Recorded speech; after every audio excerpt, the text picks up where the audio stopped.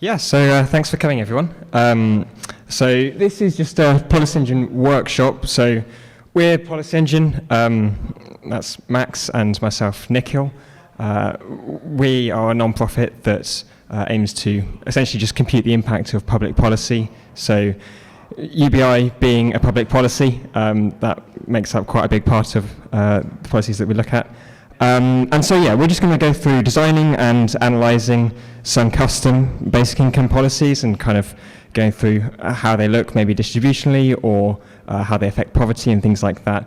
And with a bit of background as like what actually goes on behind the scenes and how we build our models and things like that.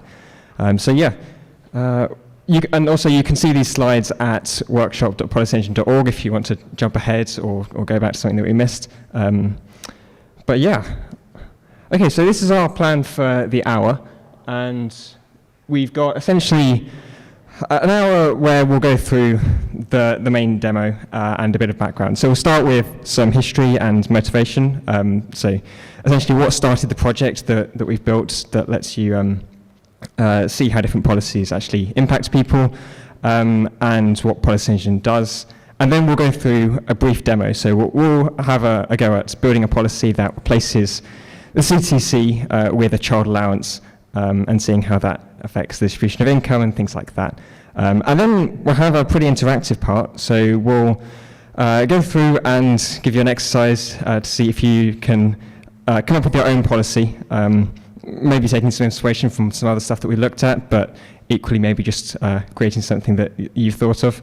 And then we'll go through and sort of talk about that policy that we've built and using the PolicyEngine web app to see what's different between different policies. And then just closing out with some of the features that we're planning to add in the future and just future plans for PolicyEngine and where else you can catch us at this conference. And then we've got the Q&A after that. So well, just to set the scene a little bit, tax and benefits, to say the least part, are a really, really massive deal. You've got hundreds of billions of dollars every year. You've got about a third of GDP being collected from tax revenues, and this is up a quarter from the 60s.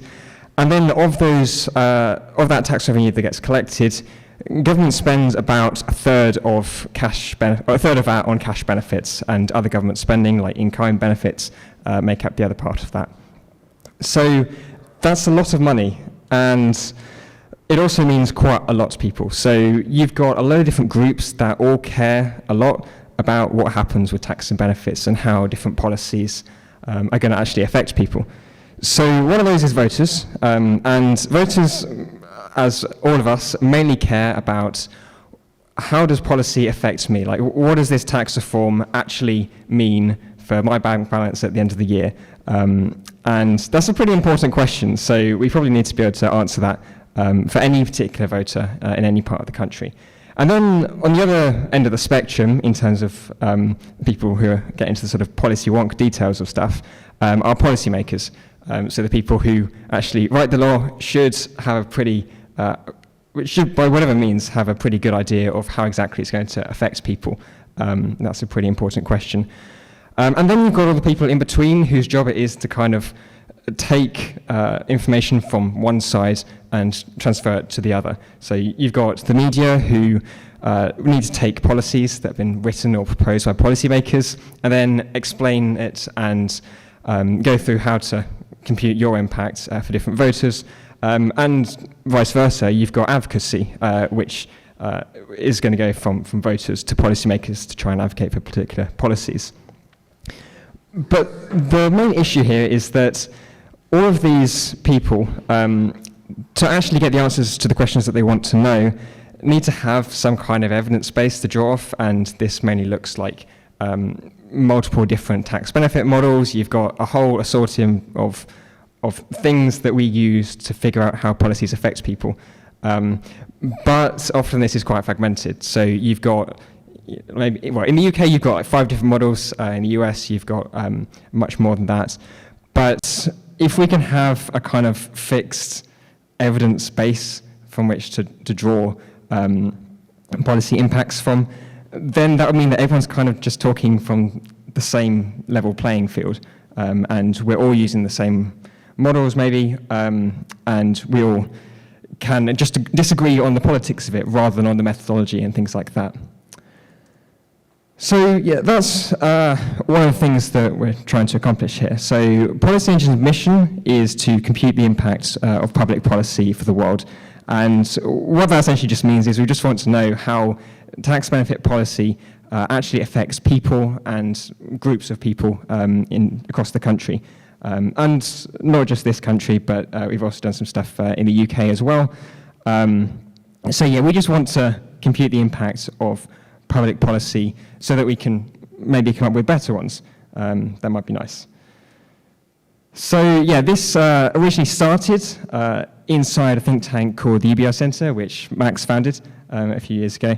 And the UBI Centre basically looks at the quantitative impacts of different UBI policies. So looking at things like how does a UBI reform affect poverty or inequality or the budget, and who comes ahead and behind. And so to answer those questions, you need to have like a proper tax benefit model. You need to know how the current policy affects people in order to know what the difference would be between the current policy and a hypothetical UBI policy. So to do that, we built a tax benefit model for the UK, and now we're building one for the US. And then we also wanted to make sure that it could be interactive. So we want to give people the opportunity to hear about a UBI policy maybe that's been proposed, and then if people have better ideas, then they could go and simulate that. And we think that's quite a sort of powerful tool for actually getting better policy. And I think it flows quite naturally, because if we think that maybe individuals are the best place to spend their money, then it follows quite naturally that individuals are probably best placed to create their own tax benefit policy as well. So we just want to make policy analysis much more accessible, I think, for people. So that started in the UBI Centre, but of course, all of that stuff isn't really specific to UBI. And if you have an app that can estimate the impacts of public policy with everything that's not just UBI, then it kind of makes more sense for that to be a kind of politically neutral space, which will probably, I think, build up trust, because then the UBI movement can use this shared evidence base rather than just the shared evidence base coming from the UBI movement. So the UBI Centre uses PolicyEngine for reports and things like that, but PolicyEngine is the app that we've built that hopefully lets us compute the impact of public policy, whatever the policy is. So as for how this app actually works, we can start by just answering simple questions. So one question that a lot of people want to know the answer to is things like, how much food stamps am I eligible for? So this is basically just asking, am I eligible for food stamps? What is my entitlement? It might seem like a pretty simple question, but it involves quite a lot of sort of computation that people who claim food stamps have to go through, because the benefit systems are pretty complicated. You need to look at different income streams and household structures and things like that.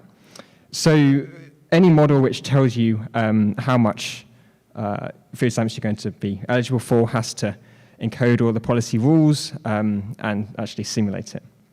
And so once you've got that down, once you can tell any person what their food stamp entitlement is, then you can sort of expand to bigger reforms. So our model basically analyzes taxes or benefit reforms.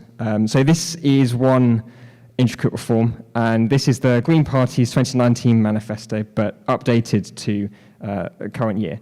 So this is one that we looked at a while ago, and the Green Party has some interesting stuff in their manifesto. A lot of stuff like a land value tax, you've got a carbon tax, you got quite a big sort of refreshment of the benefit slate by getting rid of most means-tested benefits, simplifying the tax system a lot, and then instituting a UBI program, which is generous, so £75 per week per child, and going up to £185 for the retired population. And then you've got some other benefit changes as well, like reducing means testing rates in the main means tested benefit.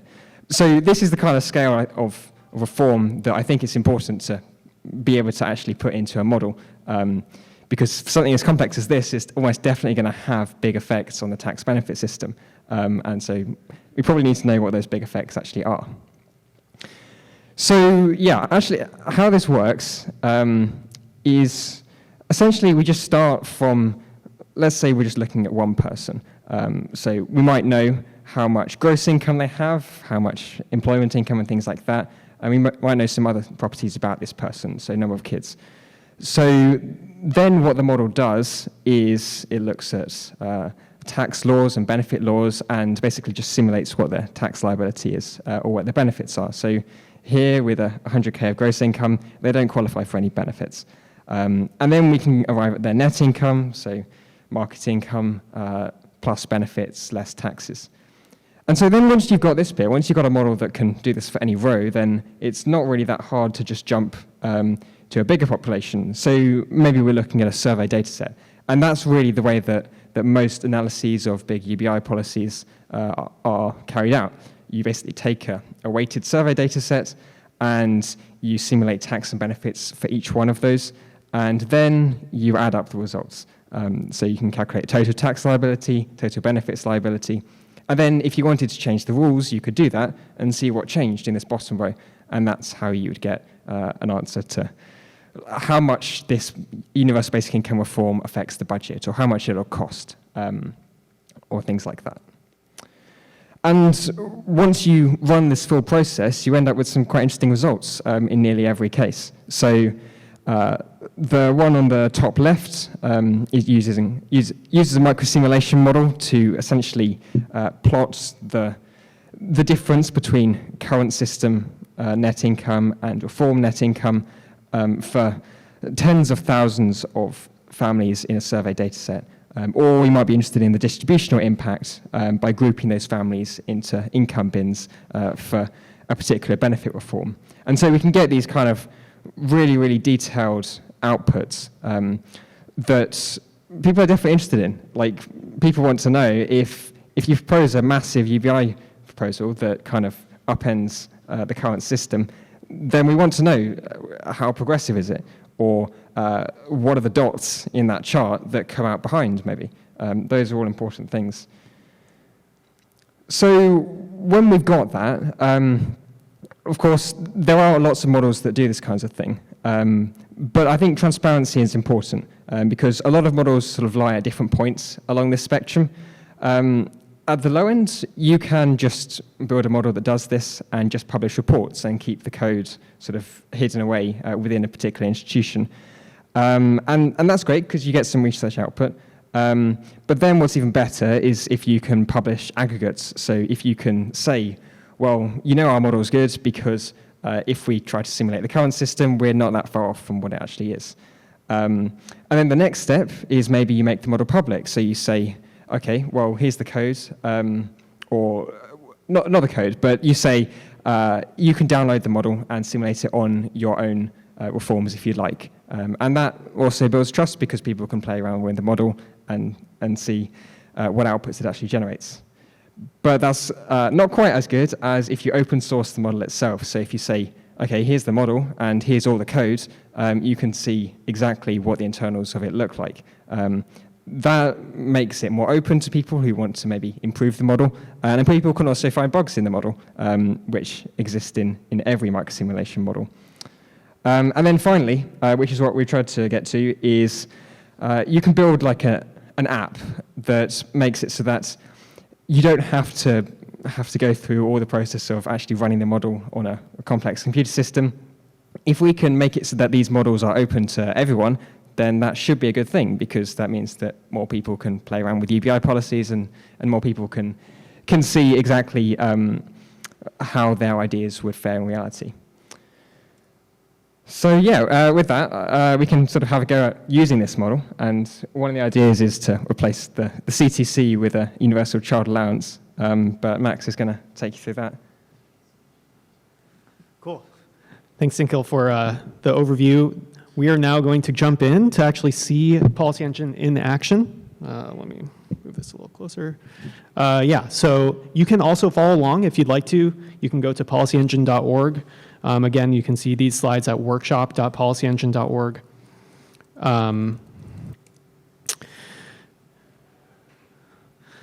So if you go straight there, it'll take you to a page, sort of describes what we're about, but also has two big buttons. So we've got the Enter PolicyEngine US, that's what we'll do today. If you're curious about the UK system, that's also very well developed. It's probably the most sophisticated model like this in the UK.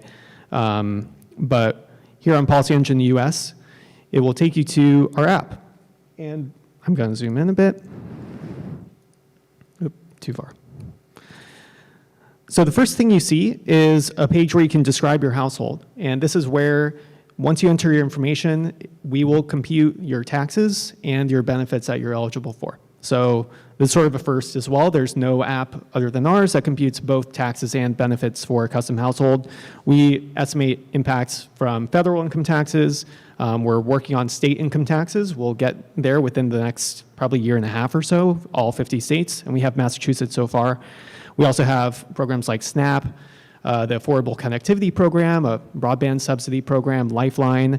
We have SSI, Supplemental Security Income. So we have quite a bit of code behind the scenes. Once you enter your information, we will compute that for you. We're actually going to skip that part for right now because I'm really hoping to empower you all to look at the policy reform angle and in particular to understand what the impact is on the entire country once we have a custom policy reform. So to do that, you can go to this first tab up here at the top middle left, I guess. And this takes you to our policy definition page. So by default, it will take you to something we've probably all experienced in some regard. I guess not Nikhil, at least not in the US, but individual income tax rates. So you can change all the rates. You can change also the brackets. So we have 7 different tax brackets in the US. And then on the left side, we see this is really just the beginning because there are a ton of different policy parameters. Once you click into US government, we also have some state government policies from Massachusetts and third party. So we have UBI policies are not yet part of the government, so we have to have this sort of contributed section of the policy page. And we also have the End Child Poverty Act. Tune in on Saturday where we'll go through that from Representative Rashida Tlaib. We're going to stick to, though, the US government page. And the way we've organized this is by department of the government.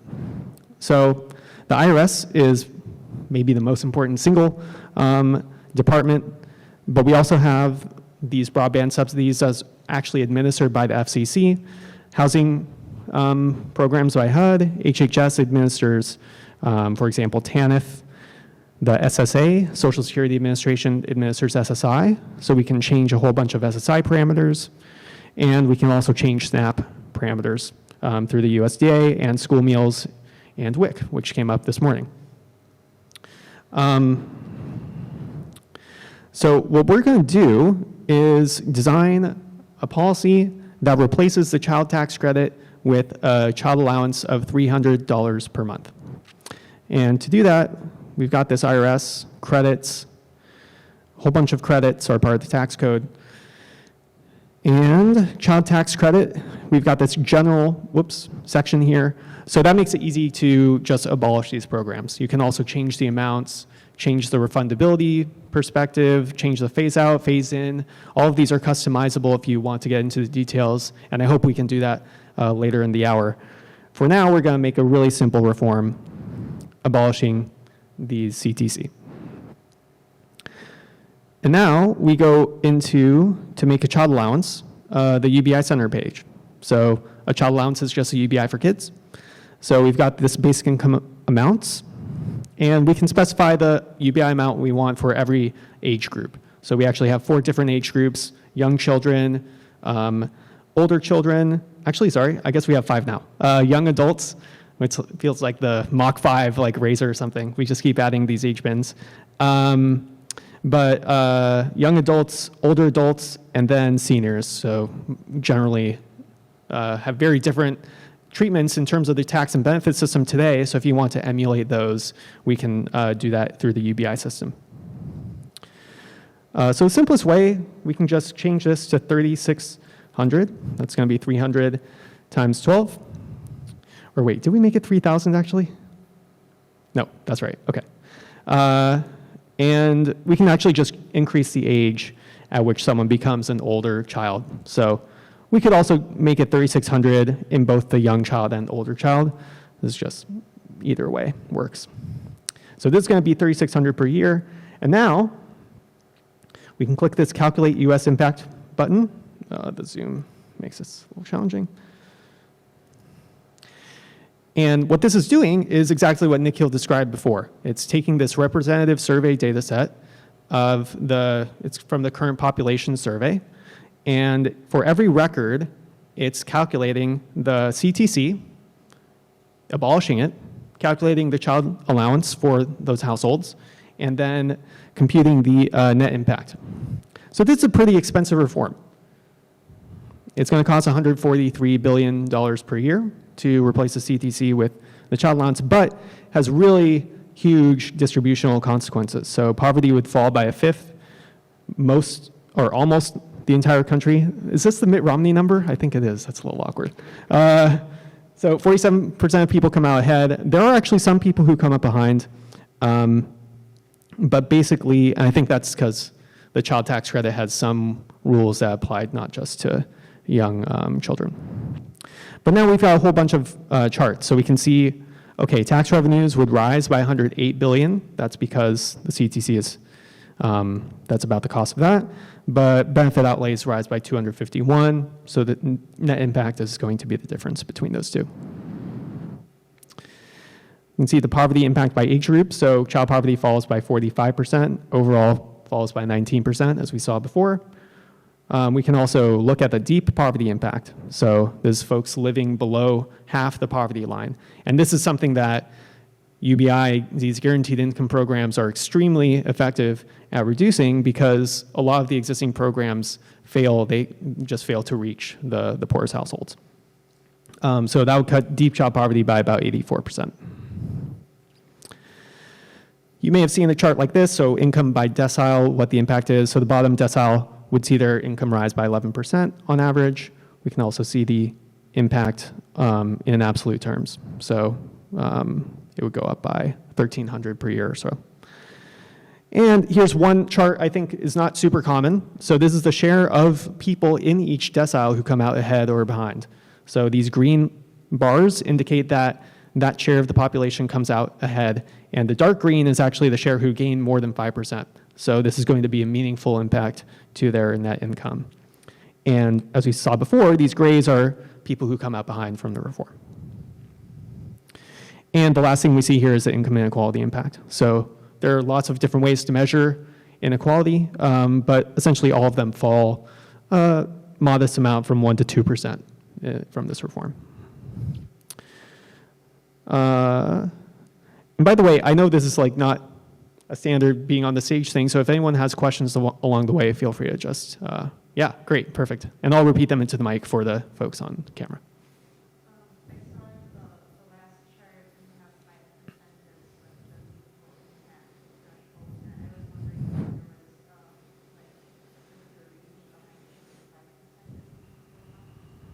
Yeah, so the question is, was there a reason for deciding 5% as a threshold here? Not really, it was somewhat arbitrary. I think we just had looked at a few, as we were designing this, we did it in the context of the UBI Center. So we were looking at various UBI policy reforms, and this was the one that seemed like it wasn't all dark green, it wasn't all light green. You got a mix that seemed to communicate the impact. I will say, as Nikhil was describing, all of this is based on, so the code for this app is open source, but I think more importantly, the code behind the app that lets you run any kind of more detailed visualization and analysis, that is all open source as well. So someone could actually just make kind of a copy of the site looking at 10% or 2% instead. Yeah.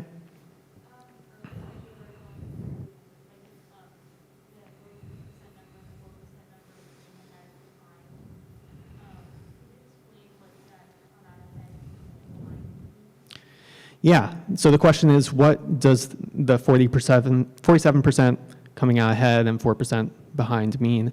This is essentially the share of the population whose net income, so you have your sort of earnings minus taxes plus benefits.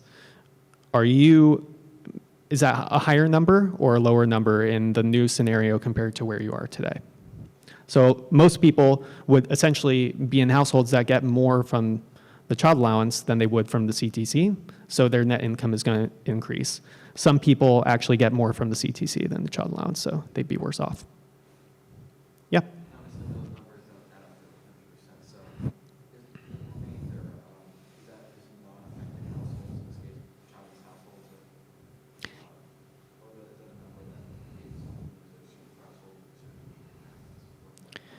Yeah, so the question is, why don't these, or is the, I guess, 49%, if you take out these numbers minus 100% or 100% minus that, who are those? And yeah, we don't have a threshold for this. It's just, those are people who have zero impact, and as you said, that's because they don't have kids in the household, in this case.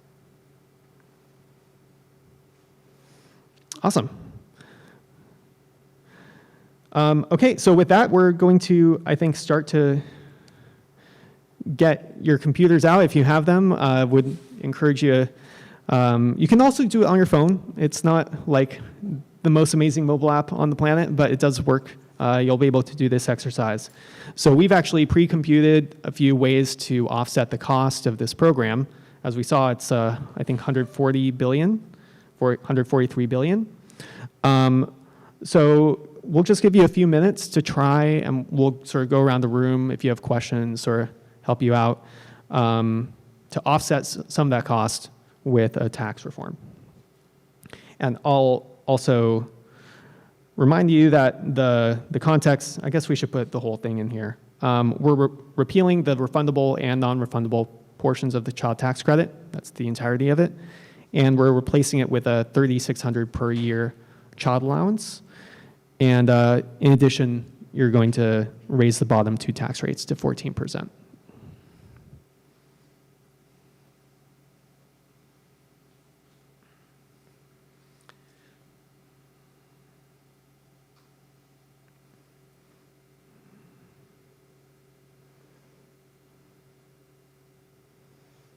One thing also we didn't mention before, but as you add new provisions, you'll actually see on the right side your sort of shopping cart of policies show up. So that's one way you can check against that. Yeah. Yeah, so baseline, you can actually customize everything we're doing here. The baseline is actually what the law is today. But if you want to compare a reform against some other counterfactual, let's say you want to say, what would happen if, how much does the child tax credit reduce poverty compared to a world where the child tax credit didn't exist?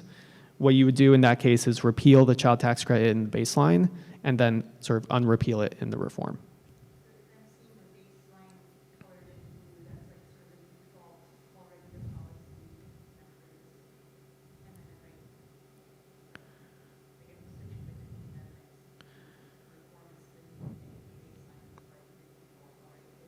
Yeah, the baseline by default is current law.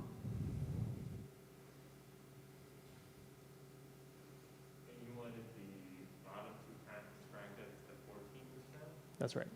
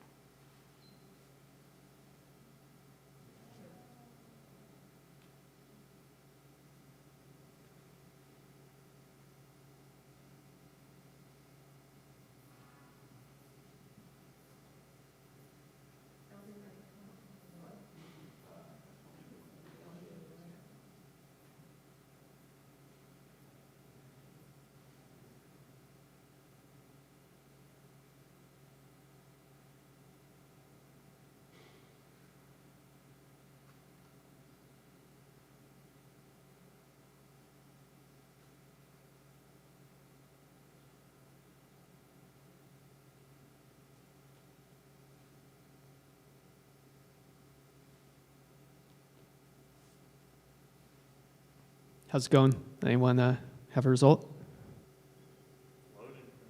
Oh, nice.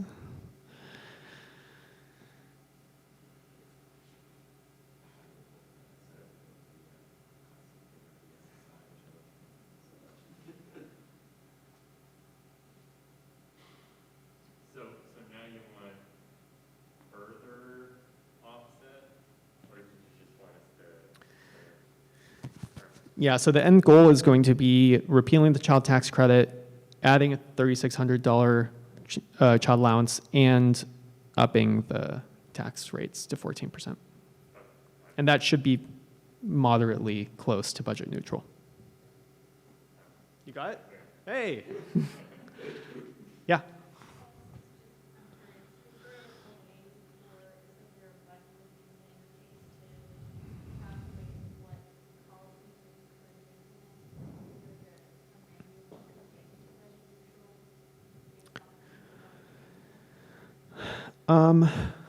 So we actually on the UK side, we haven't done this on the US, but we sort of go the opposite. So given the things that you've raised revenue from, if we just shared that revenue across everybody as a UBI, there's a button that will calculate that.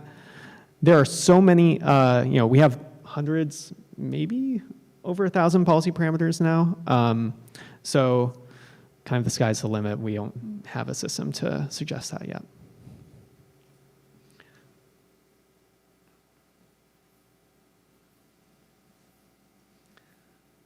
We'll get, some AI model to generate UBI policies. That would be really cool.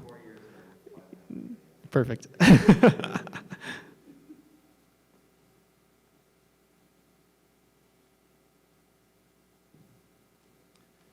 Anyone need help or?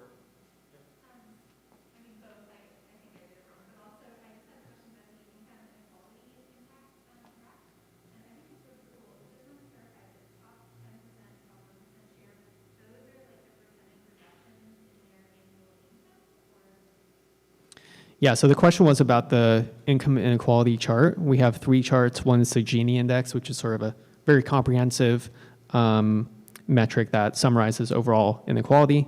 Top 10%, so you actually can hover over it to see a bit more detail. Essentially, this says that the top 10% of households have 31% of all income after taxes and benefits today.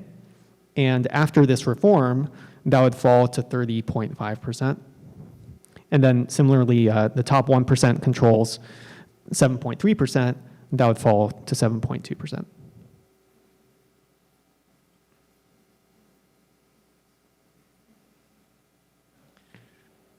Yeah.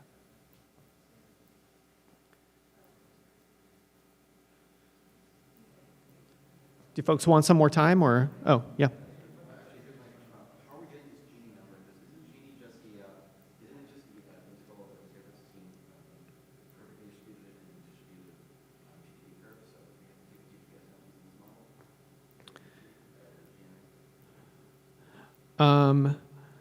You can compute the Gini index. So the question was how we compute the Gini index. There's kind of a graphical interpretation of the Gini index, which is based on the Lorenz curve. So that's if you order people by their income, how different are those curves compared to if it's just a diagonal line. And yeah, there's just like a handy, I think actually we had a Stack Overflow question and we came up with a pretty quick Python implementation of it. It doesn't actually do the graphical piece, and this is independent of GDP. It's just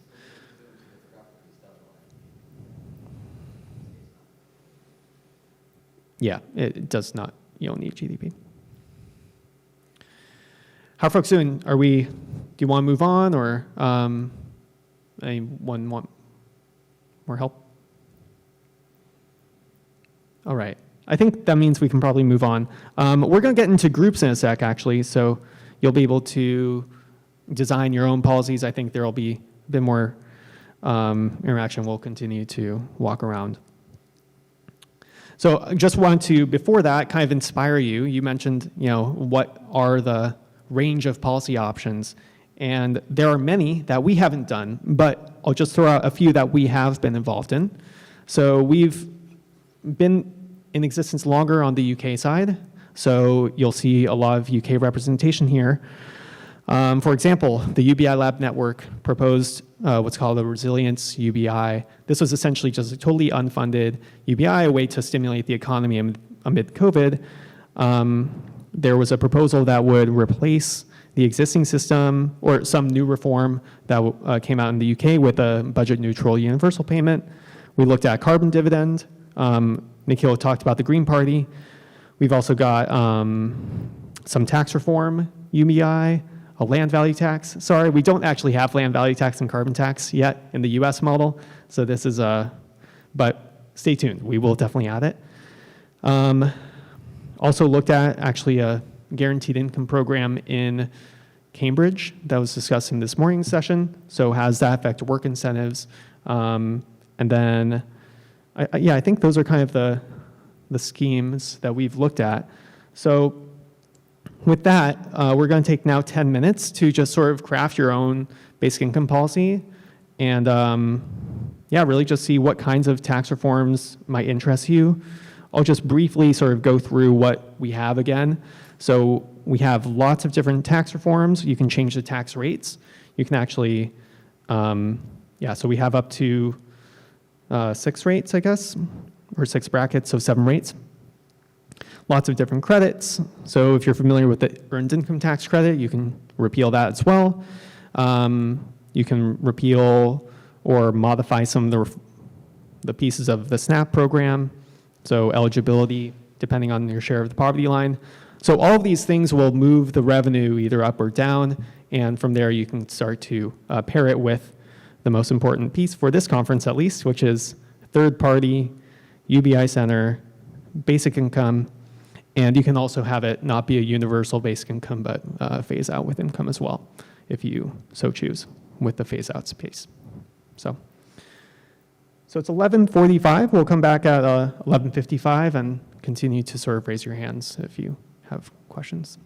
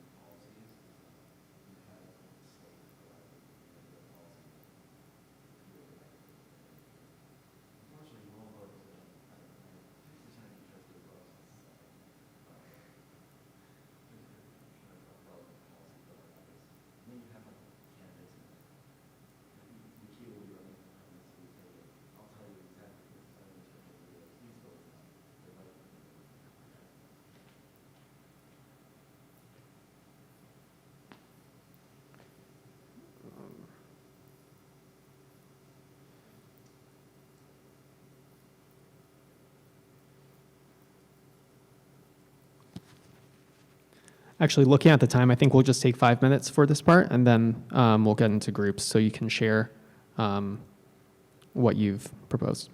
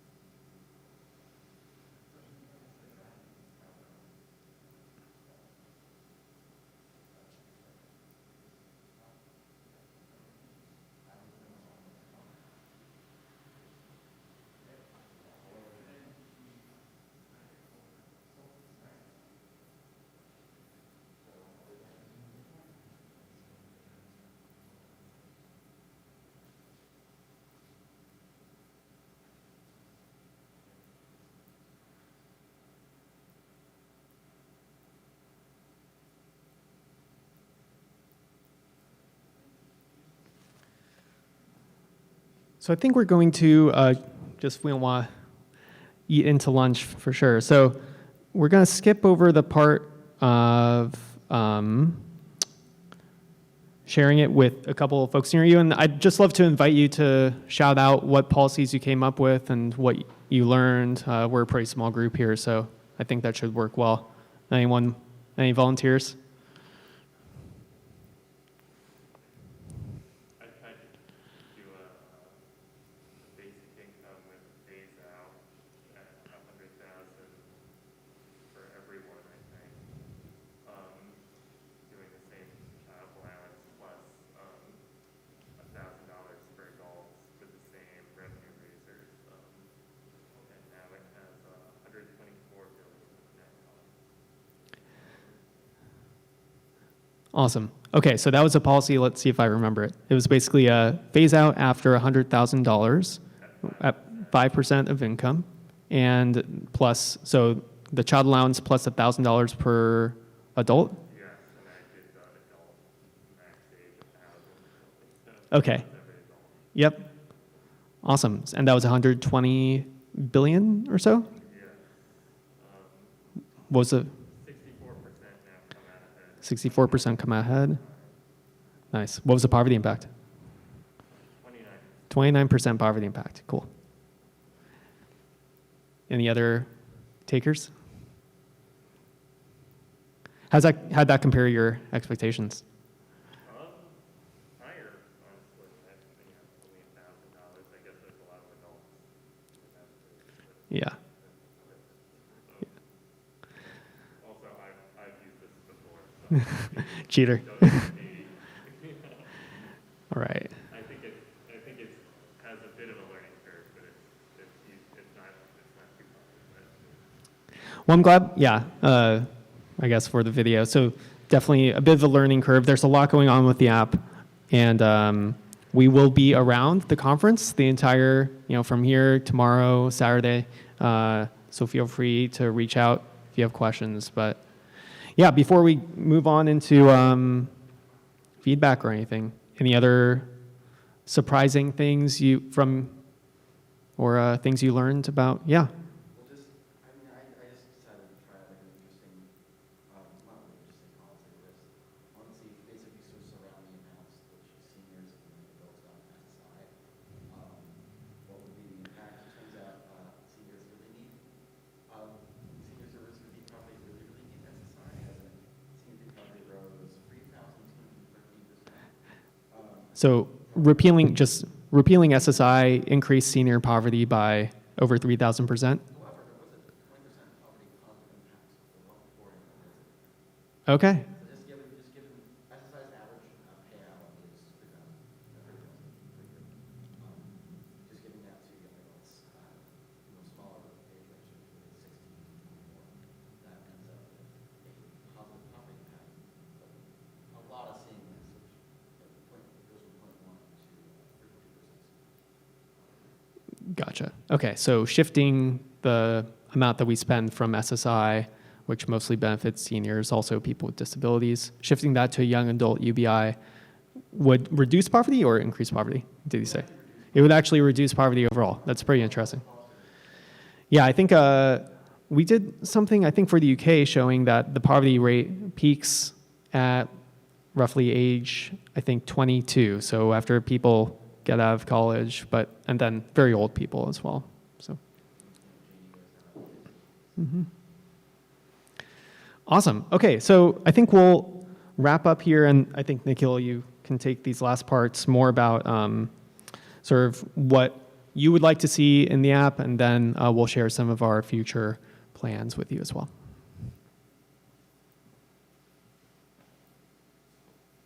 Yeah, so I mean, feel free to interrupt right now. If anyone has any kind of wish list, things that they'd like to see in PolicyEngine, maybe it's a particular policy, or maybe it's like some kind of output measure. So like deep poverty is a measure of poverty that's not used nearly as much as poverty, but it's still quite important. And a lot of policies do affect that more than the actual poverty metric. But yeah, so does anyone have any things that they'd like to see for a policy that is not in there? Oh, yep.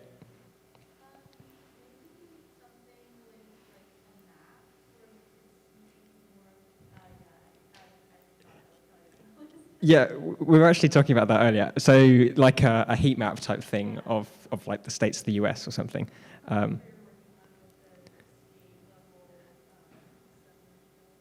Yeah, I agree that would be a pretty cool output. Yeah. Anything else? Yep.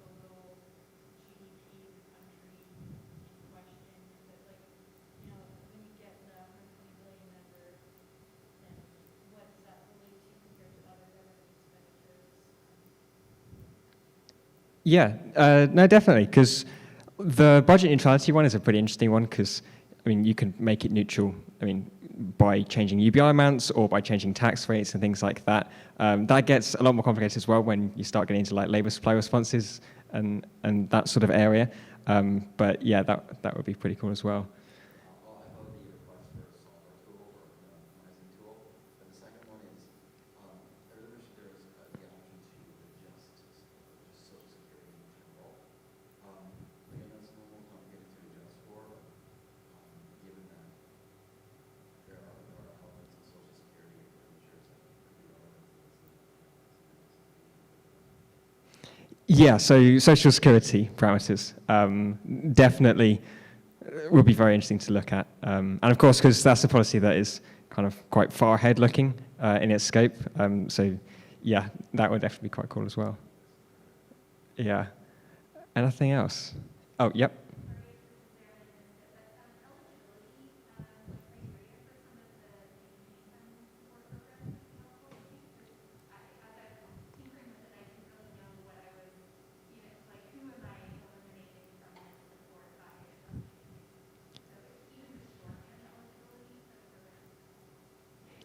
So adding like the number of people on different means tested benefits or eligible for benefits and how that would change under different reform. Yeah, that's an interesting one because. Oh.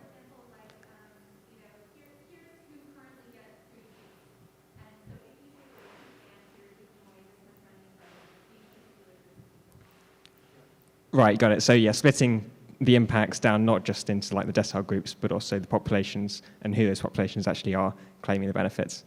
Yeah, no, definitely. Cool. Anything else? I think that's it. Yeah, lots of great ideas there, I think. So as for like our wish list in terms of what we're trying to add to the model, it mainly revolves around a few different kind of groups of things. So firstly, we're going to be adding a ton of more policies. So we've got state income taxes. So far we've got Massachusetts, but we'll get around to the other 49 as well. And then things like more local state policy. So SSI has a supplement that's decided by each state. You've got TANF cash assistance, and you've got subsidies for childcare and housing. And so being able to adjust the parameters of those, you can abolish them at the moment, but you can't adjust the actual policy, which would open up a whole new axis for maybe just like partially abolishing these things or extending them. So apart from the policy stuff, you've also got data improvements, and this is probably the most important for actually measuring the impact of basic income policies. So the data that we use is the current population survey. So that's just a massive survey data set of hundreds of thousands of people. And that's a really good data set for knowing about demographics and what the makeup of the US actually is. But it has its own problems. It underestimates benefits. High-income people aren't as represented in the survey as they are in real life. So we'll be working on augmenting that with an IRS data set that lets us actually kind of add those people back in and make sure that when we're analyzing policies, we are accurately including all the really rich people that don't respond to the normal household surveys. And then things like reweighting the current population survey to improve the accuracy, so making sure that we have the right proportions of people on different means-tested benefits, because that would just make the results more accurate. And then things like imputing wealth and consumption, because those things aren't in the current population survey. They're in other data sets, and we can use some sort of like machine learning type tools to make the jump. But if we could have all the households that are in our data set, and we could know how much wealth and consumption they have, then we could see how policies like a VAT or something, or a wealth tax or a land tax would actually affect people. So then finally, is more sort of going into the economics side. So labour supply responses, do we want to know if we increase those tax rates to 14%, then how would people respond with changes in earnings? Would they reduce their earnings? And how much by? And what do we need to do to compensate for that? And then things like the dynamic macroeconomic modelling. So how would this basic income policy actually affect GDP and things like that? And then other things like programme take-up rates, because unlike basic income, the current means-tested benefits have imperfect take-up. And so modelling how that would change with different policy reforms would definitely increase the accuracy of all of this stuff. So that's kind of our wish list. It now includes all the stuff that you've mentioned on your wish lists. But yeah, so that's where we're going with that. And you could sort of imagine this is all on a web app, and you can go and change your policy parameters and see how your policy ideas stack up. But also, if policymakers are already doing this, then you could imagine a scenario where maybe you just have an app and the Orange Party manifesto releases a new policy, and you can see, okay, I don't actually need to know anything about the policy, I just need to know that it increases my budget by $50 a year, or it takes me out of poverty, or it reduces poverty overall by this amount. So just being able to not even interact with the policy side, just know how it affects you and how it affects your marginal tax rates and things like that. And being able to interact with other people proposing policies and have a sort of more social aspect of this policy-making process. So that's one thing that we're excited to get started on. And so, like I said at the beginning, it'd be really nice if there was a common shared evidence base that we could all just agree on the numbers and then disagree on the politics of it. And that's kind of what we're trying to do here. We're trying to serve you if you're like a voter or if you're a policymaker, and make sure that if the same model is producing the answers to both of those, then hopefully people will be sort of more understanding, and we can figure out which policies are better, faster. So yeah, we'll be here in a few other sessions at the Basic Income Guarantee Conference. So tomorrow, I'll be presenting a UBI policy that has a 50% flat tax and abolishes pretty much all means-tested benefits and uses some optimization to set UBI levels. But we'll be using PolicyEngine to show the results of that. And then we've got, so that's 9 a.m. tomorrow. And yeah, so then we've got Tola looking at in-kind benefits versus direct cash, childcare subsidies and things like that. And that would be pretty interesting because you can also see the effects on marginal tax rates and things and welfare cliffs that exist in these current benefits. And then we've got Max and Joshua looking at the macroeconomic effects of basic income, so looking at which kinds of basic income policies affect marginal wages and also income. So you've got the income and substitution effects and seeing how that kind of what that actually does. And then on Saturday, we've got Nick looking at the current safety net, so things like food stamps, and how that could change or be better if we replace those with basic income. And then finally, we've got Max, Yash, and Nate looking at child allowance policy and how you could replace the current sort of means-tested through the tax or benefit system policies with a big national child allowance, and all of these things using PolicyEngine to just get get the numbers out and see the charts and things like that. But yeah, so if anyone has any questions, we'd love to hear them. Josh?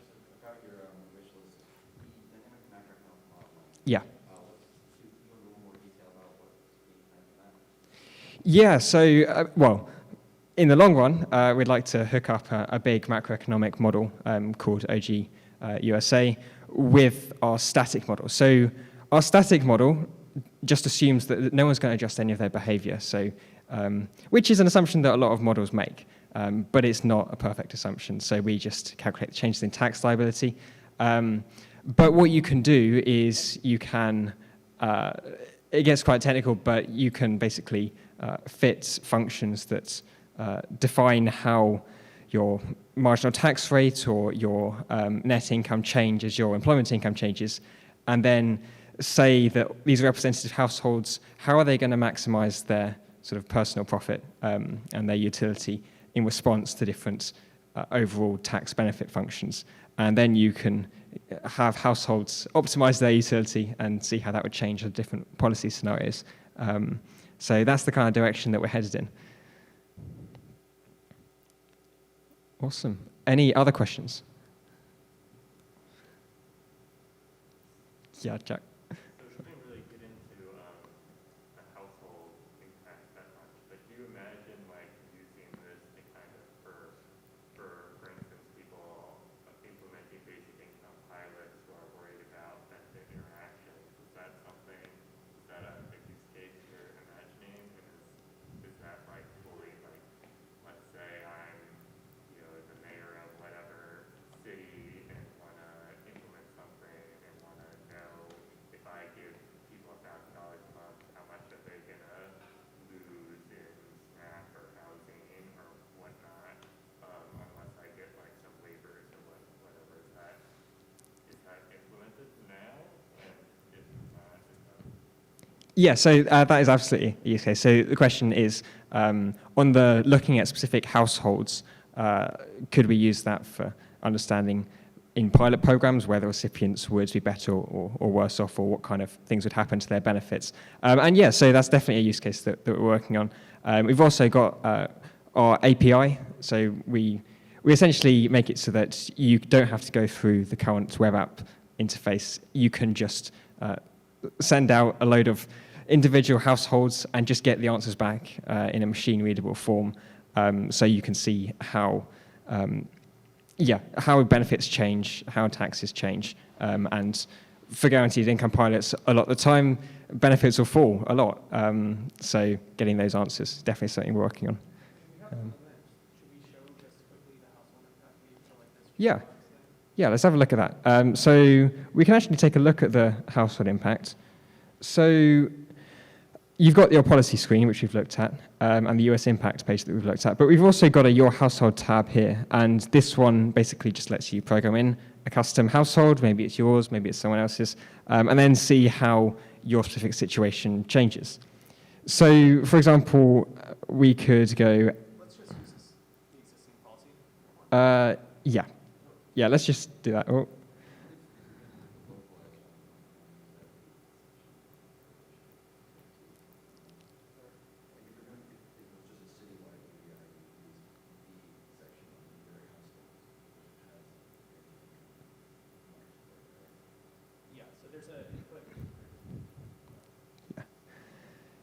Yeah, so essentially, if we go into the Your Household page, you can describe a particular household. Let's say it's single with 2 children, so we have some effects on the CTC changes, and we'll give them some income. So let's say it's 15,000 of employment income, and then what we can do is we can see sort of 2 main results. So firstly, we can see how their net income is going to change.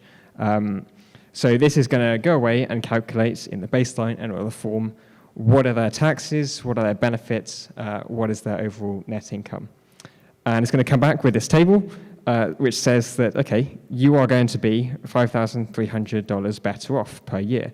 And you can also just interrogate that a bit. So you can see, okay, well, you lose $1,900 from the CTC, so that's your federal income tax going up. But you gain a lot more than that in basic income. Your benefits goes up by 7,200. That's just the 600 times 2 for the 2 kids. And then you can also see how earnings, or how the tax benefit system responds to your earnings in the baseline annual reform, which is a pretty important question because that decides like what is your actual marginal wage after tax and benefits. So yeah, this is going to go away and simulate what would happen if you increased your income from anywhere between 0 and 200K, just so we capture the full shape of things. And yeah, you can see here, the blue line is what your net income is at each point of earnings in the reform, and the grey line is the baseline. And you can also see these shaded regions, which show regions where you're better off earning just before. And the reason for that is because of welfare cliffs, where you suddenly go off an eligibility threshold and lose tons of money. And so we can see which of those exist in the baseline and the reform. And these kind of stick around because they're not caused by the CTC. But you can also see your marginal tax rate, which is essentially just the derivative of the first graph, by employment income. So this does not look like a very nice chart. And the reason for that is because there are tons of welfare cliffs in means-tested benefits and phase-out rates. So you haven't just got the original progressive tax schedule, you've got withdrawal rates and things like that really make this a kind of a weird bit of a roller coaster.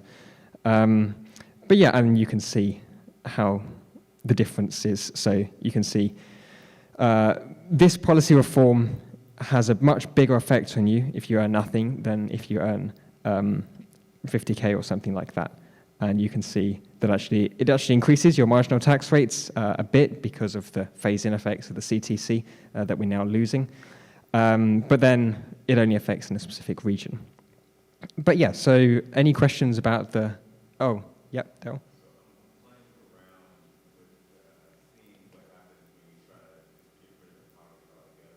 Yeah.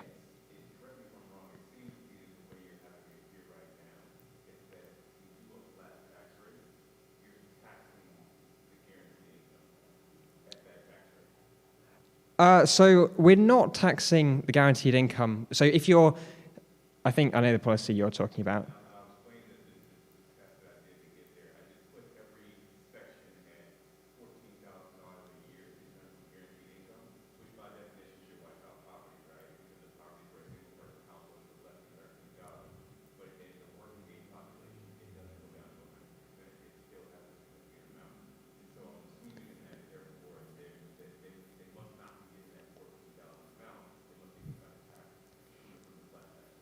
Yeah, so the question is, if we add a 14,000 basic income, we should expect it to go, the poverty rate for people to go down to 0. I expect it's not doing that, and I think the reason for that is not because you're taxing the UBI, but it's probably to do with people who have maybe negative income in the baseline. Sorry? Oh, yeah, sorry. You've got the supplemental poverty measure, which is different from the federal poverty guideline, and that includes tax and benefits in the existing system. Yeah, and you've got a measure of housing costs for your local area that is sort of embedded in that. So there's a slightly different poverty measure. The negative income people is probably quite small of an effect in comparison to that. But does that answer the question?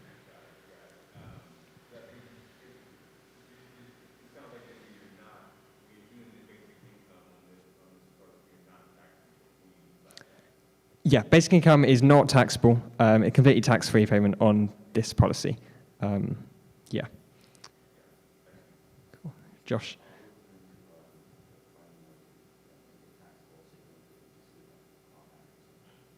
Yeah, tax for basic income, definitely something. We've got that in the UK, and I think we'll add it to the US one.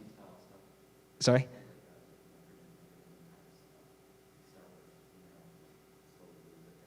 Oh, yeah. Well, negative income tax, of course, you could probably recreate something like that with the basic income phase-out. I think there's an equivalence there. So you could, if you wanted to set a particular basic income rate, and this is at the tax unit level, so you can say, okay, for a single filer, maybe you start to reduce it at $40,000 per year, and that tapers out at a 5% rate. Anything like that you can use using these parameters. There's probably more detailed parameters, like there's other ways to do it. So we'll probably get around to adding those at some point. Yeah.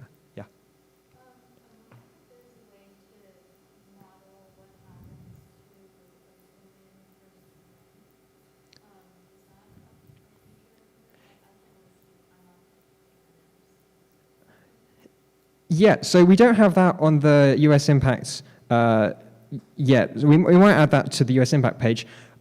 Also, all the code is open source, so if you wanted to, you could use the microsimulation model and come up with, by gender or by region or any other breakdown that we want. But yeah, we don't have that on the US impact page just yet.